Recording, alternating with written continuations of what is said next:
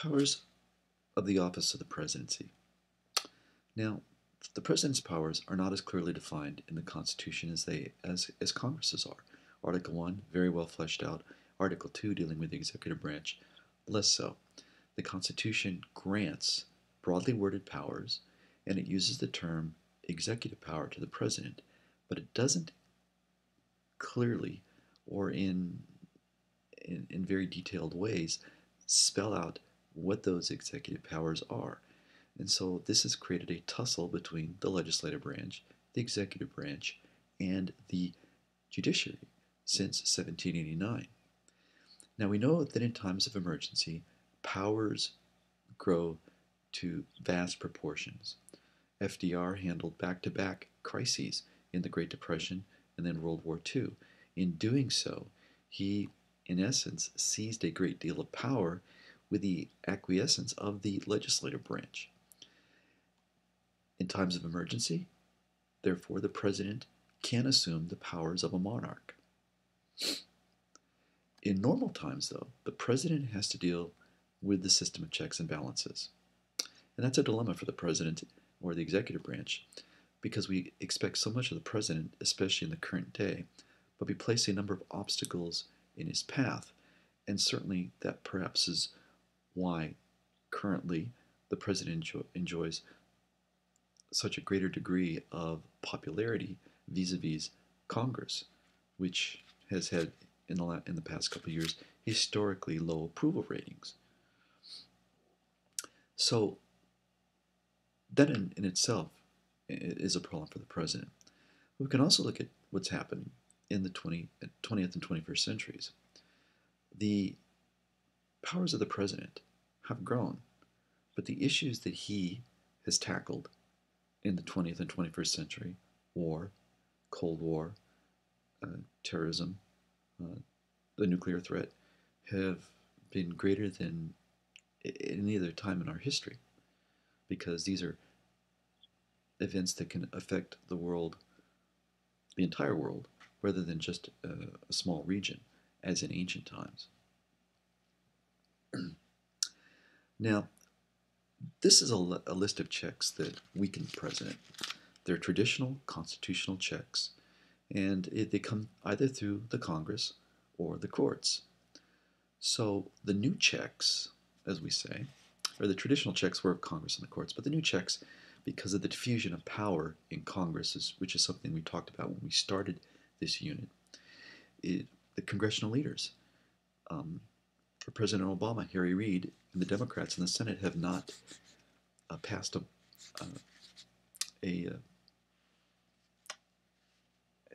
budget in 3 years. And these are people that are of the same party as the President of the United States. And ever since, bipartisanship has pretty much broken down since the 1990s, congressional leaders now are a check, especially with divided government. Congressional leaders are a powerful check. Cabinet members can also act as a check.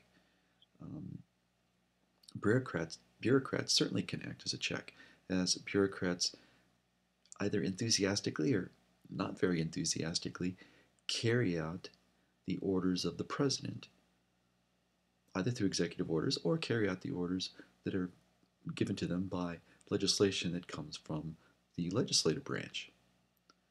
But either way, they can act as a stumbling block. Political parties can act as a stumbling block or can act as a check, especially again with divided government. And we see how political partisanship in dealing with presidential nominations to the bench with the use of holds are used as weapons by both parties. The rise of interest groups have created a new check. The Tea Party in 2010, the 527s, things like that have all contributed to the interest groups using their power and their money to check presidential actions. The media can be used as a check. Certainly you have liberal media and conservative media, and both of them wield weapons that can be effective. Now, the use of the independent counsel is not a weapon that is in use today because the independent counsel law has expired.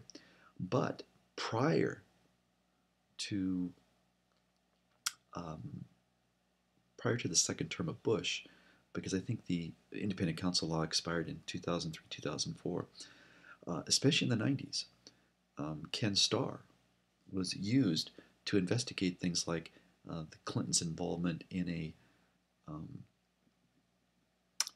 in a development called Whitewater in Arkansas.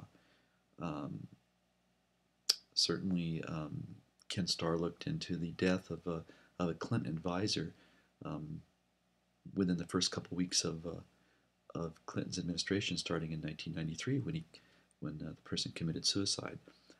Um, the use of impeachment.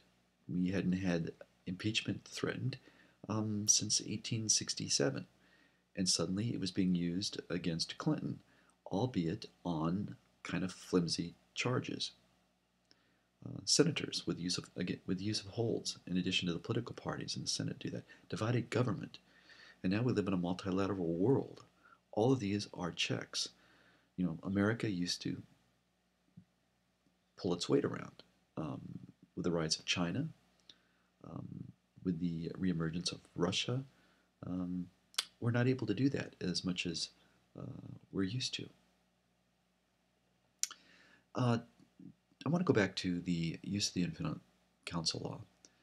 Um, the law was repealed actually in 1999.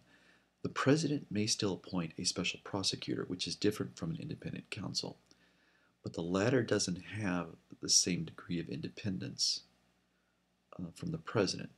So that person can be fired, whereas the independent counsel can't be.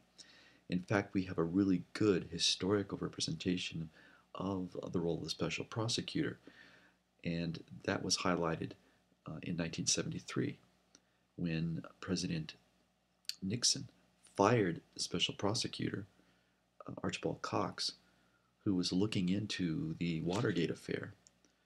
And not only did he fire his special prosecutor, but he also fired his attorney general that night, who refused to carry out his orders to fire the special prosecutor. Finally, I think Robert Bork did as a Solicitor General. With the use of impeachment, I just want to come back to that also for a second. Yes, Clinton lied to a grand jury, but the Constitution says that a president has to commit high crimes and misdemeanors in order to have impeachment charges brought against him or her. The question becomes, on the question that was asked that Clinton lied about for the grand jury, should the question have been asked at all? And that question was, did you have an affair with Monica Lewinsky, to paraphrase. The senators not only use holds, but remember there's also the filibuster at work when it comes to senators. And again, we live in a multilateral world. We no longer can unilaterally do many of the things that we could do 30 or 40 years ago. So the world's changed, and our role in it is a little bit less certain than it used to be. So how do we, again, then strengthen the presidency? Well, first and foremost, we could revitalize political parties. That would make it certainly perhaps easier for the president to get things done. Could we make them less partisan? It's very possible we could. It's very difficult to do in these circumstances when there is not much of a middle anymore in the political spectrum. We could change the way the president is elected. We could go and do like Mexico, a 6-year term of office with no chance of re-election. The president wouldn't have to worry about posturing and getting himself and his party in position to run for re-election after year 3. We could have a 2 or 3 person presidency. I frankly don't think that works, but it's been suggested.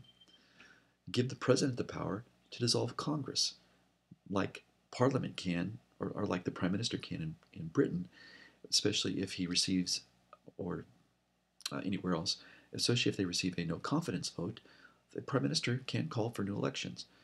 Unfortunately, that would mean some massive changes in Article 1 and Article 2 in the way that, and it would create, of course, new amendments to the Constitution in the way that this would occur.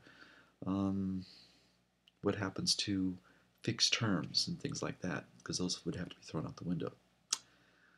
There's been talk about allowing members of Congress to also be part of the executive branch, so that if you are a sitting congressman or sitting a senator, you could also be part of the president's cabinet.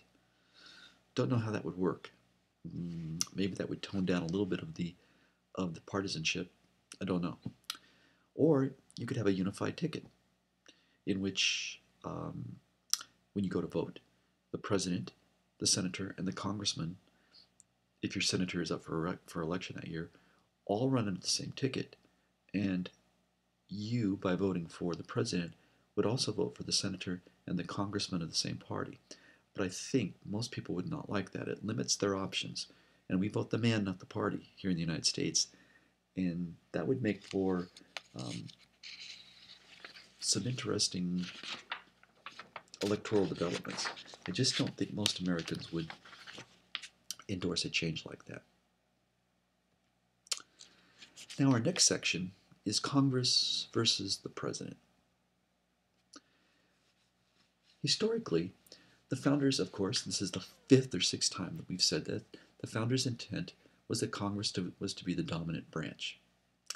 And in the 20th century, the president has generally been more dominant. We have greater problems. We need to have a stronger leader. Congress, however, does reassert itself from time to time. It did during the mid-1970s as a reaction to Watergate and other things, but primarily Watergate. And again in the 1990s with the election of the 104th Congress. And that lasted for 4 or 5 years. But since then, Congress has kind of went back to its more pedestrian ways, and the presidency has risen, especially since 9/11. So what are the sources of conflict between the president and Congress? Well, first and foremost, part of it's constitutional. The Constitution's division of powers, separation of powers, checks and balances, is an invitation to struggle between the president and Congress. From the founders' perception, there was supposed to be conflict. From the way they set it up, you cannot avoid conflict. When you look at it politically, each represents a different constituency. Members of Congress represent state and local interests, as we've looked at this issue before. Remember, all politics is local. The president, however, has to transcend local and state politics and represent the nation. So this divergence can be seen in the battle over, in the last 10 years, if we look at a number of issues, the battle that developed over nuclear waste storage. The Environmental Protection Agency, Department of Defense, and others felt that perhaps the best place, because it's dry, because it lacks earthquake faults, would be the Yucca Mountain area of eastern Nevada. But Nevada members have asserted their state and local interests in opposing the facility. Bush supported it on the basis of national interests, but Reid and others have said, no, you're not putting it here. It's not just a matter of those things. One of their biggest worries is wherever you get your nuclear waste from, you have to transport it. Their fear is there will be some sort of accident in the state of Nevada, which would cause major harm to its environment. But that's one of the many issues that, if we look at it in the last 10 years, have had this clash between national interest and local interests. Now the president, in representing national interests, is also bugged by the fact that the Senate, the House, and the presidency all have different election cycles. Now, it's true that when a president is elected, every member of the House is also being elected, but every member of the House is also facing election midway through a president's term. Meanwhile, members of the Senate can actually sit through an entire president's first term before being up for election again. They either come up for election at the very beginning of a president's cycle or at the very end of that president's first term. And so they're on a different timeline than the president or the House. So it is difficult for either a president or for a legislative branch to assert power. For instance, Clinton in 1992 was elected with a majority of Democrats in Congress. But just 2 years later, midway through his first term, the 104th Congress was swept in, giving both uh, the Senate and the House to Republicans as a reaction to Clinton's overreaching. And that, of course, created the conflict between president and Congress that hadn't existed between 1992 and 1994. Partisanship, though, too, has also risen in the last 60 some odd years. Since 1952, much of the time we've had divided government, with a president belonging to one party and a Congress belonging to another. In that time, Republicans have spent more time in the presidency, Democrats have spent more time running Congress. And the problem for presidents is that even when a majority exists in Congress, intra-party struggles are common. For Clinton in 1992, it wasn't just the Republicans that were against some of his initiatives. It was members of his own party, especially from the South, who couldn't swing that far to the left politically and endorse the president's policies without endangering their reelection in 1994.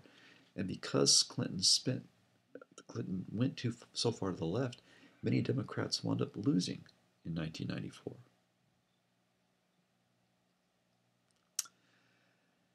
The president also has the positive role of having a unified White House, unity of office. And that certainly works in having a very clear message to the American people. But on the other hand, when you have a diffusion of power in Congress, you have 535 independent voices. That creates conflict. Somebody's always unhappy with the president's actions. When he was in Congress, Gerald Ford, who eventually became president, spoke of presidential arrogance on foreign policy. Excuse me, presidential. When he became president, he instead complained about congressional irresponsibility. So it does kind of depend on your viewpoint as to where you're at the time when you're talking about both sides. It makes for interesting conversation. Now, there is what we call the two presidencies thesis, that Congress tends to be more cooperative with the president when it comes to foreign policy and national security issues. That has been certainly true of both President Ford all the way up through President Obama. That certainly is true. And it's especially true when it comes to a crisis, the oil crisis of the 1970s, Iran-Contra, and other things in the 1980s, the destruction of the Marines barracks in Beirut and things like that, Operation Desert Storm in 1991, Bosnia in the mid to late 90s. All of those have tended to make Congress very acquiescent to what the president needs. But on the other hand, when it comes to domestic and economic issues, the parties seem to splinter more. Just look at the current debate on gun control. The Democratic left, of course, is pretty solid, but when it comes to the middle, many Democrats are going the other way on the gun issue. They don't agree with the president's stance. on gun control. So again, domestic and economic issues change the factors. Now we might ask ourselves, what are the sources of presidential influence in Congress? And probably more than anything else is the use of the media. The media focuses more on a single person, the president, more than 535 people, any senator or member of the House. The president, by using the electronic throne, can easily go to the people with his case, and presidents do this all the time. Not too often, simply because they don't want to wear out their welcome. But in major things, the president certainly carries his unity of office and is able to use the media to represent or press his case for action. Now, a second reason that a president has influence is, of course, a mandate from the people after winning election.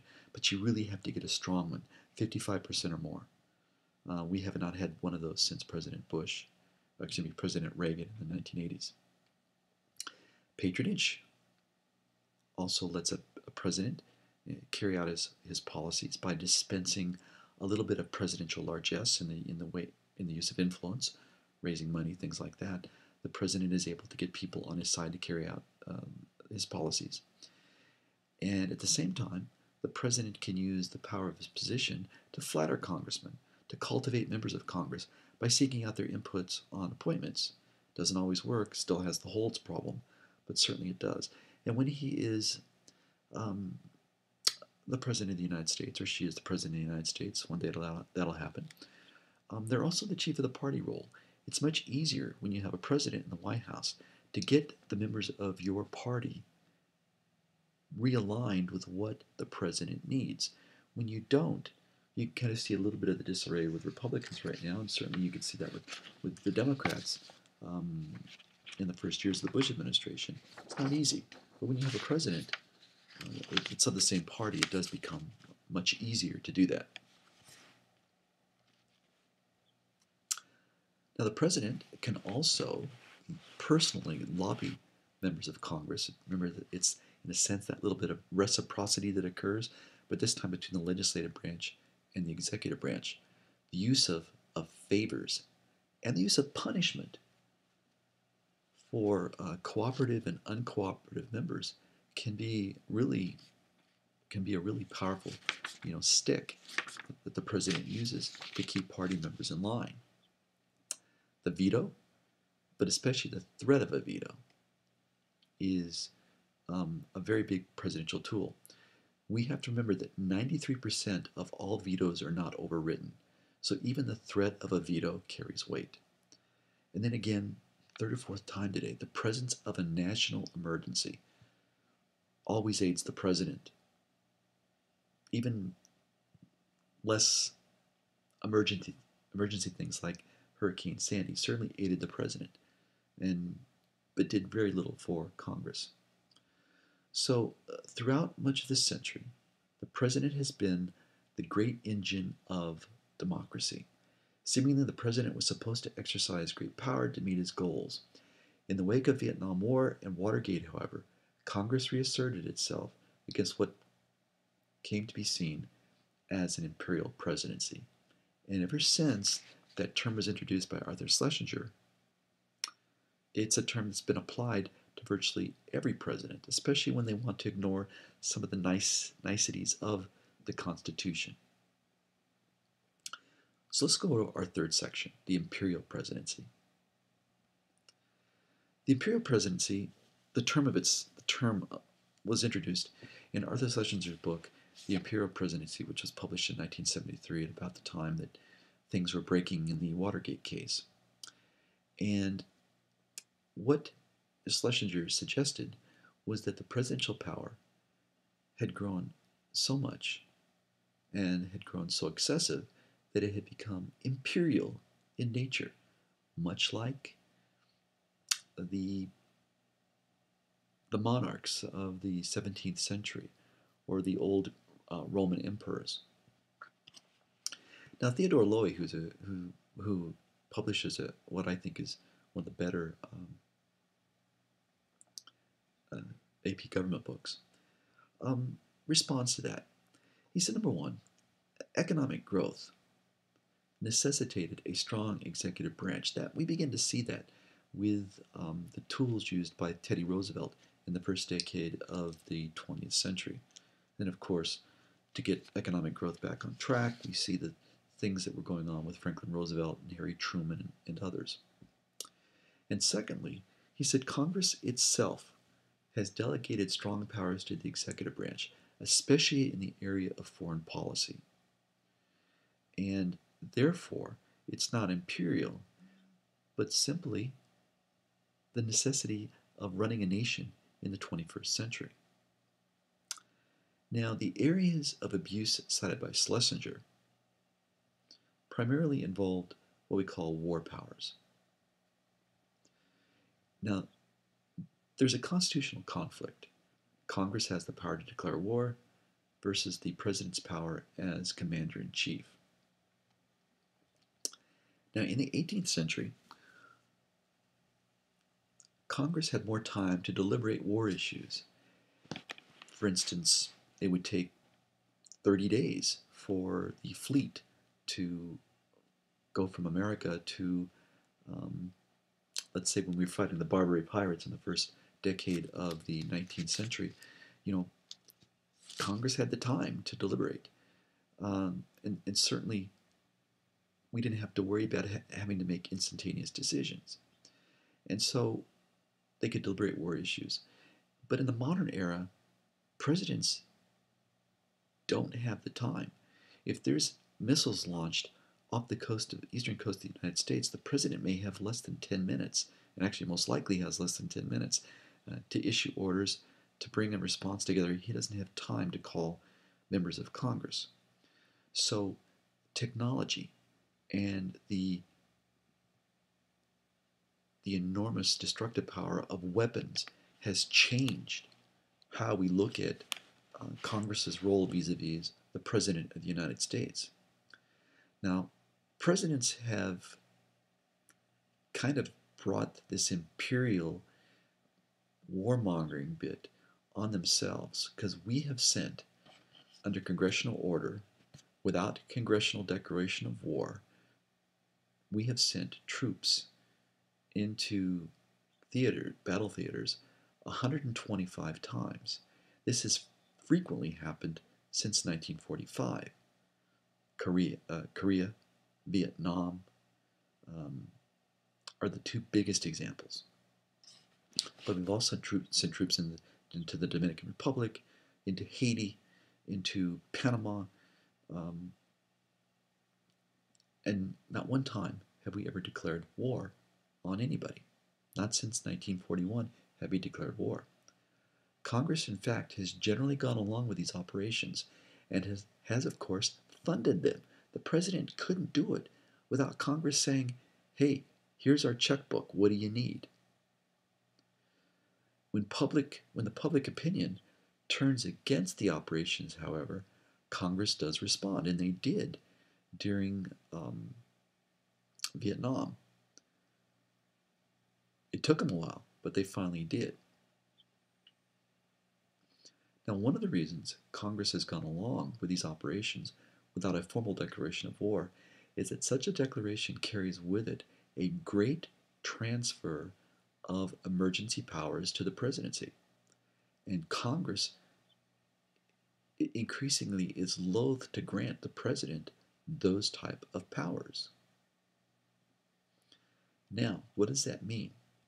Well, emergency powers are powers that are granted to the president in time of war or national emergency. Means that the president can just about do pretty much anything he or she wants. So, for instance, they could suspend habeas corpus. They could censor the mails. They could take control of manufacturing. They could control communication and transportation. They could declare martial law. We've passed the Patriot Act so that the analysis of citizens' telephone records can be done by the National Security Agency or the NSA. So all those are there. We've done all of those. Now, granted, for the most part, once the emergency is over, we go to back to more routine actions. But the NSA is still looking at our emails and tracing our phone calls because we live in a different age. Now, presidents have increasingly used what's called executive agreements. And they like those over treaties because remember, treaties require an okay by the Senate. Executive agreements do not require any Senate ratification at all. Executive agreements are deals between the president and the head of another nation. So, for instance, this harks back to, for instance, in 1940, when FDR and Churchill shook hands on a deal which would grant the British destroyers, and we would get access to British bases around the world. And it worked for both sides. But it did not require the passage of any sort of yes or no vote in the Senate to send those destroyers to Britain. So since World War II, the number of executive agreements has vastly outnumbered the number of treaties. Between 1980 and 1991, there were 4,100 executive agreements and less than 200 treaties. Now, what is particularly galling to Congress is that treaties are often on relatively trivial issues. So, for instance, archaeological artifacts being returned to Mexico. But executive agreements are often on matters of great importance. So, for instance, the military commitments that we make to other nations, like Saudi Arabia, Kuwait, India, things like that.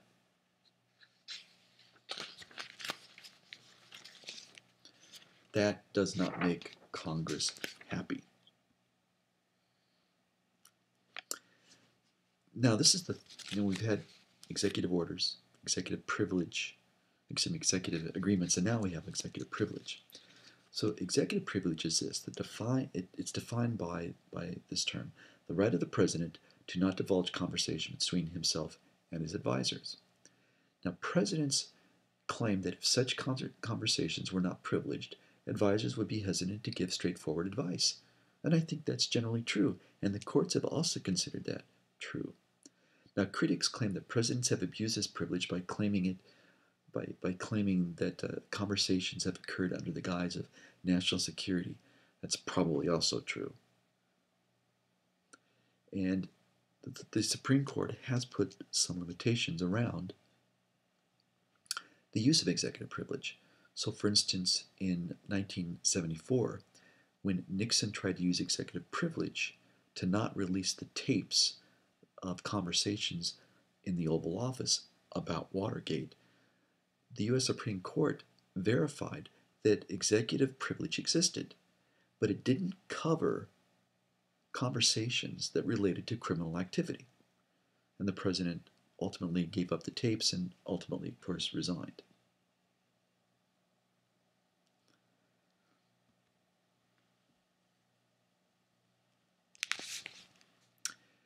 Now, impoundment is another issue. Impoundment is defined by this, the refusal of the president to spend money that has been appropriated by Congress. Its past history is that it was done when there was an obvious need. So, for instance,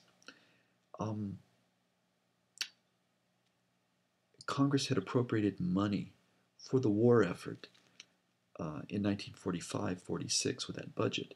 But the war ends in 1945.